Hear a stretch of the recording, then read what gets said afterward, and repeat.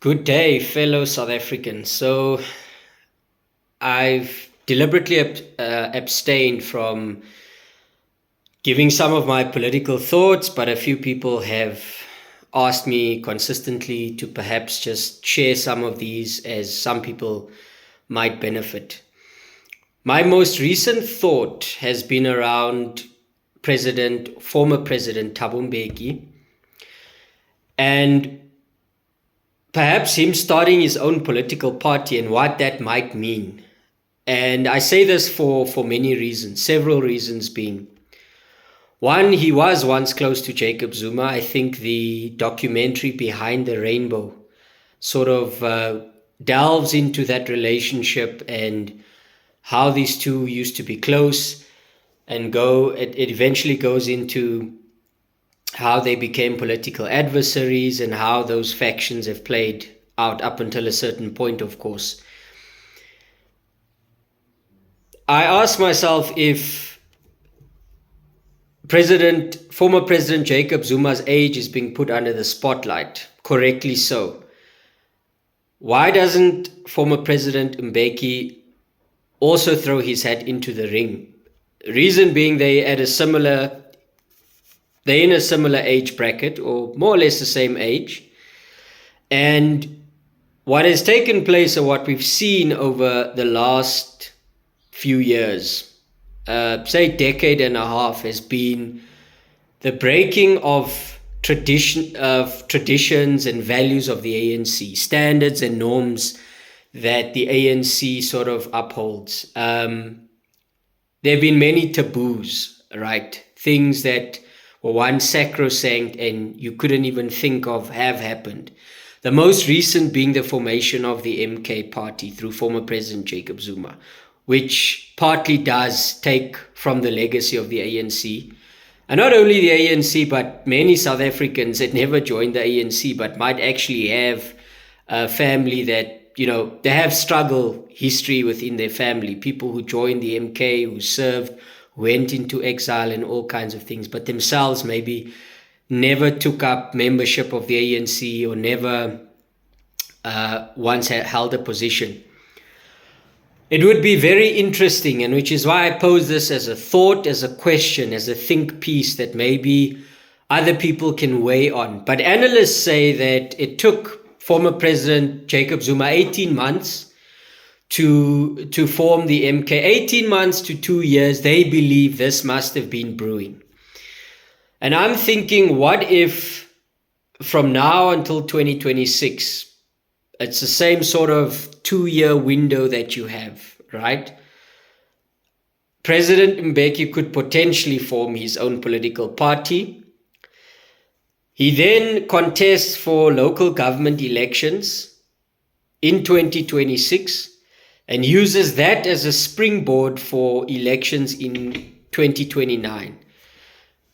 And the reason I say that is I find that a lot of the political parties find themselves a bit flat-footed in their response to the formation of MK. And former President Mbeki has the privilege of now seeing what, of course, the context is different in terms of some of the reasons why former President Zuma has been hauled to various courts. But at least some precedents are set, and we get an idea of, or former President Mbeki gets an idea of what the legal standing is, or looks at politically. Now, a former head of state was recalled as he was coming back into the mainstream or main fold of politics and contesting within that space again. He's got the privilege of seeing now, with all these outcomes, what he's capable of doing and what his limitations might or might not be.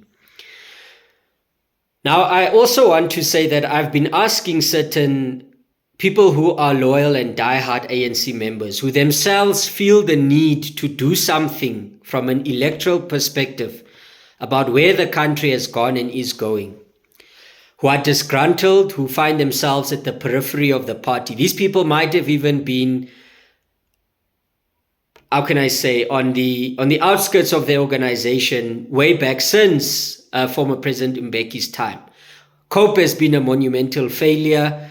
Ahang, it came and went. It was also a spectacular failure. And they sort of feel that they do not resonate with a lot of these centrist organizations. So for them, EFF as a leftist organization is off the table completely for some of them. MK is completely off the table for some of them. And then when you look at what is clustered in the middle as what are deemed centrist organizations, your DAs, your UDMs, your Rise Mzansis, your Action SAs, just to name a few, BOSA as well, you could throw in there, do not really resonate with them for a plethora of reasons. But then I go on to ask the very same person, would you vote for any party that former President Thabo Mbeki might decide to form? And immediately the response is yes. So that tells me, with a quick little notebook sort of calculation, there is a chance that if he were to form something of his own, his support would come from so many sectors and it shouldn't be undermined. He's going to get support most likely from ANC voters who feel that the current president, Cyril Ramaphosa, doesn't have enough of a backbone, doesn't take decisions fast and wide-reaching enough. Secondly, former President Thabo Mbeki would be taking a chunk of votes from voters that are registered to vote but have been abstaining from voting. I believe he'd also take a chunk of votes from these centrist organizations who I think voters feel, well, I have to at least vote for someone at the end of the day. But, there's definitely the conversation of splitting your ballot, because you look at regional dynamics or your provincial dynamics and how the party performs there. And nationally, you make a few considerations as well. And I've been splitting my ballot for quite some time, since I've been eligible to vote. And you might find then that those people say, well, there will be a chunk at least that reconsiders and says, let's then look at former President Thabo Mbeki and, we can throw our weight and our energy behind that. I also think he's got an appeal beyond just those that are politically clued up. He's got an appeal across South Africa. There have even been people who've come back and expressed on social media that they are sorry for the way that they were, the time there was a power jostle within the ANC and within the state, that they threw their weight behind former President Zuma, and, they discredited former President Thabo Mbeki. They ended up saying that they regret that. I would believe also that former President Thabo Mbeki has a great deal of international appeal. We can debate that, but it just feels like he has enough stakeholders in people that want the country to go in a certain direction that might consider him. There'll be a few things thrown at him. Maybe chief amongst them will be these four. One, there would be an argument that there'll be an age argument. But then you juxtapose it with Jacob Zuma's return to the ring and say, well, he's amassed enough support at the age that he is. And at the end of the day, I know young people, we all still feel that we do not get well represented enough, but you need to look at what happens on the ground, and you need to interact with enough people to understand the psychology on the ground. And there is a sense of comfort or ease that an older person gives many South Africans, as much as they speak about youth and youth unemployment. But when push comes to shove, the average feeling is around someone that has struggle credentials, whether that was in exile or Robben Island or within the UDF or whatever form of, how can I say, nature the struggle took on. But struggle credentials count for a lot. I know Julius Malema had to fight through this as well for his sense of political credibility. Former President Mbeki also was a former head of state. And I mean, there are a lot of positive things that can be said about that period in South Africa. And it comes from a wider range of societal actors than a very more narrow domain of people. There's a wider range from a race, from a gender, from a, just from a class perspective that gives more of a thumbs up to the sort of Mbeki's sort of thinking around where the country should go. And so he's going to have AIDS denialism thrown at him. He's going to have the arms deal thrown at him. He's also perhaps going to have the issue of the development of politics within the SADC region will be put under scrutiny, specifically not having taken a tougher stance on the ZANU-PF party in Zimbabwe. And I think now he'll be under more pressure to respond to something like that, because the feeling around foreign nationals has reached fever pitch among South Africans. And it's the middle class too. There's a great deal that resonate with poor and working class South Africans who've been complaining about this issue. And a lot of what they've said is actually valid, but that's a topic for another day. I think that's one of the areas that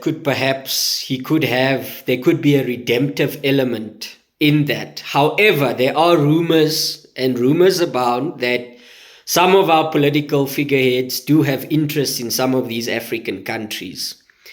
And so that is the reason some of them have not pushed back as strongly against problematic leadership from these countries.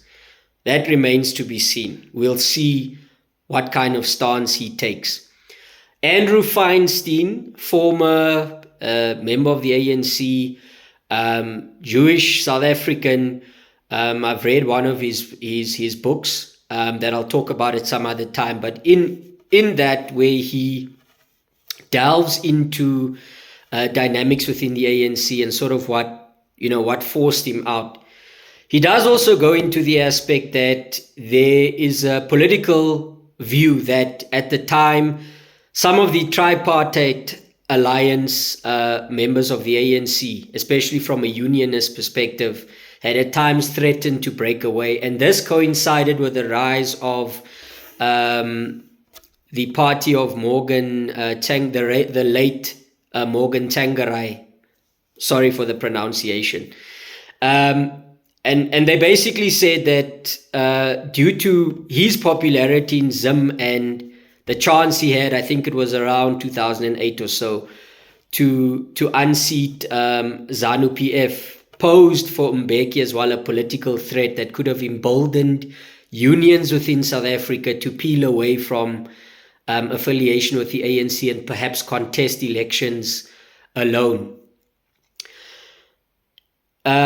Unions are also coming under the spotlight for the role that they play in where South Africa is today. And it remains to be seen now what his stance would be in a new formation that he takes that doesn't have any historical ties or need to have any historical ties to these unions, and needs to sometimes be to bend to their demands. But anyway, we can put unions under scrutiny perhaps in another session or video, whatever I can, do. But my question is, if former President Thabo Mbeki were to use the 2026 local government elections as a springboard for this organization, and then for the 2029 national government elections, where do you think he would actually fall in terms of his percentage? How much do you actually think he would amass? I really want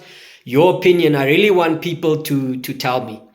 15%, 20, 25, 30, 35. Is that too audacious? Is that too dreamy? Is that too big? I really want people to tell me what they think. And then will he then, with the centrist bloc that has emerged now, that wants to put itself into some sort of multi-party charter or some sort of a coalition, does he then get over the line with the combination of those parties in 2029?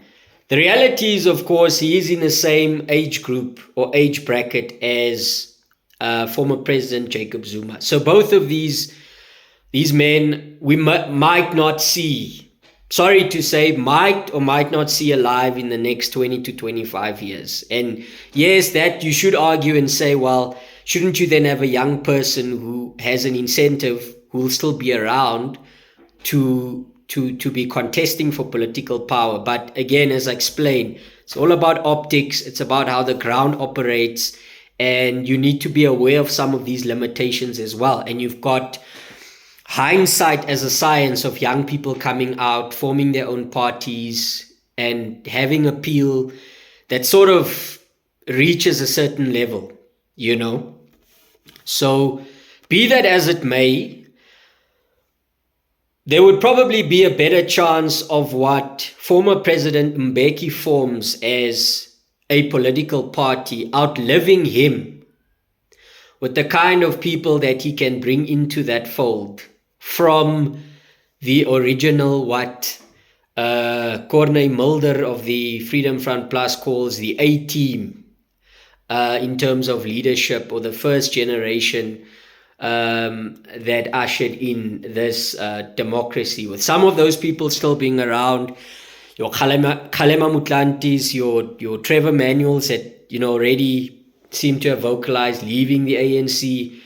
And some of those you'd feel comfortable bringing into a space like that, with then so imposing this to some of the people who are fence sitters about voting. They've mentioned wanting to see more out of the likes of Musi Maimane and figureheads like that. Would a Musi Maimane then be, and similar figures like him? They even threw in the names of Lindiwe Mazibuko. Would leaders like that who didn't find, you know, and perhaps the Bongani Balois, because I don't know where Ziluva is going to end up as one day. In reality, I don't know if some of those sort of young leaders from that centrist background, who have been tested as well, whose leadership has been tested, who understand how to mobilize, who have a how can I say, they are public figures, they've got a constituency, so to speak, they can mobilize a decent amount of people.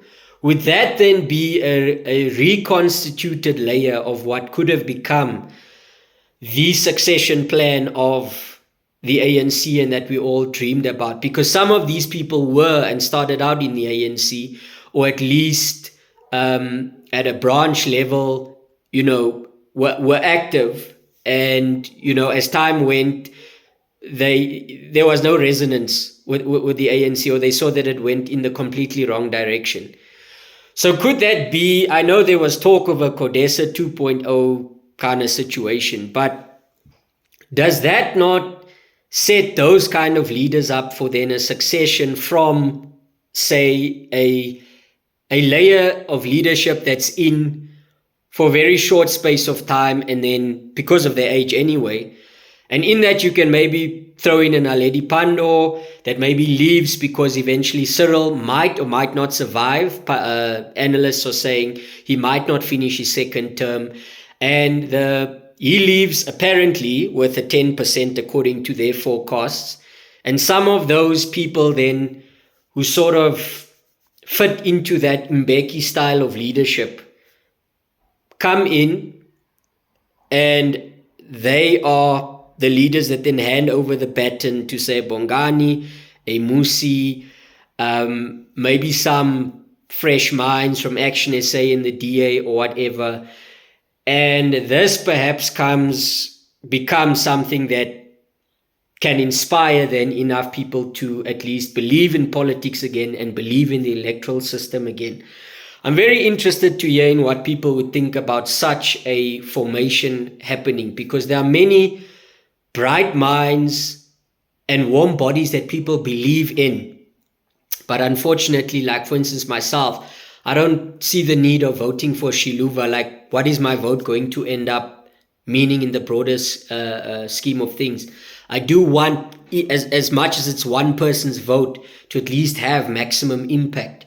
So that is where I'm going with this, as a something to think about. It doesn't decimate, say, that the some of the other centrist organizations. It's going to eat into them. It's going to hurt a little bit, but it's definitely going to give us something maybe to think about, and opens up the question of, is it necessary that all these parties exist? Are egos that big that people cannot work together and display the sense of political maturity that's needed to take a country forward?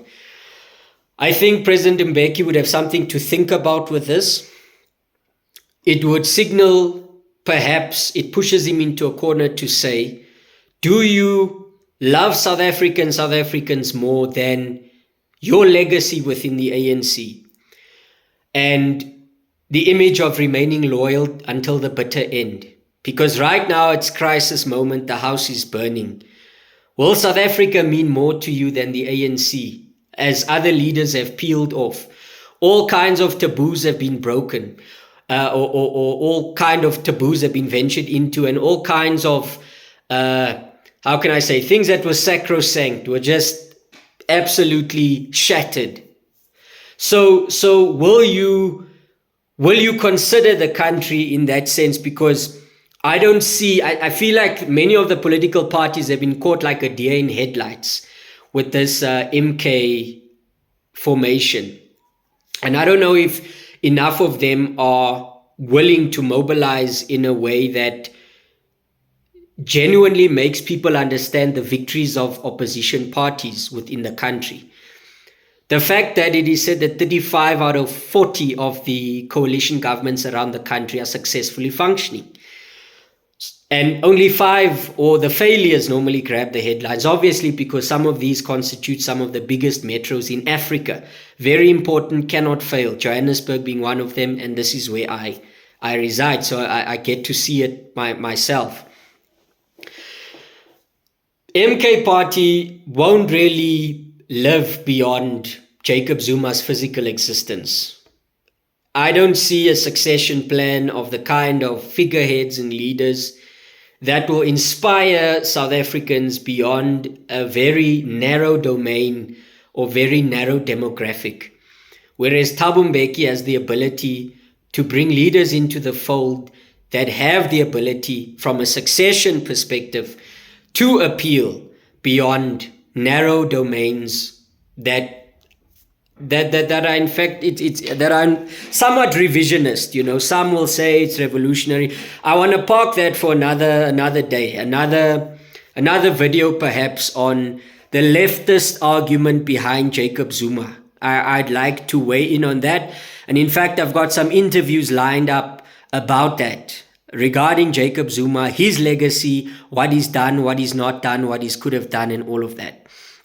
So perhaps those that are disgruntled with, and who are still ANC members, but who do not want to cast a vote for an ANC of Cyril, President Cyril Ramaphosa, who feel that he doesn't display enough of a backbone, who doesn't stand up enough, who doesn't take enough decisions, these people could perhaps be the ones that mobilize former President Mbeki into forming his own formation. I also want to say that perhaps we need to think about things more maturely as well as citizens, because as angry as we are with the ANC, remember, some of these people are colleagues, are friends, are family, and there's some of them who've genuinely tried to do the right thing, the ethical thing, and for that reason they find themselves on the periphery of their party.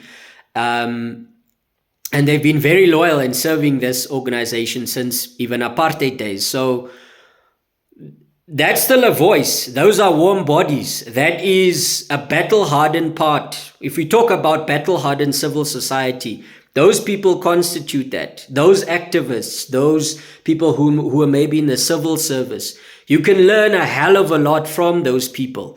They know how government works, how structures work, how the party's supposed to function, branches and all manner of things. And that's institutional knowledge. As much as the ANC is crumbling as it is, but it's institutional knowledge that we need to know that they're not just going to fall off the ends of the earth or face of the earth. They are there. They are here. What do you do with them? They've got a history. They've got skin in the game.